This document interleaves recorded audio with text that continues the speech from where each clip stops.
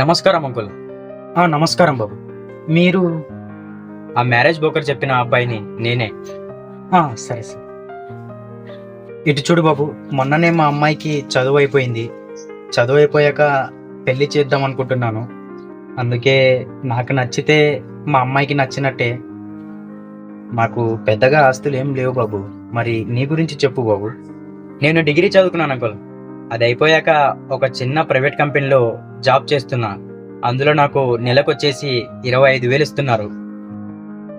మాకు కూడా మీలాగే పెద్దగా ఆస్తి ఏం లేవు. పొలాలు భూమిలు లేవు. పైగా ఉద్యోగం ప్రైవేటు. ఈరోజు ఉంటుంది, రేపు ఉంటుందో లేదో తెలియదు.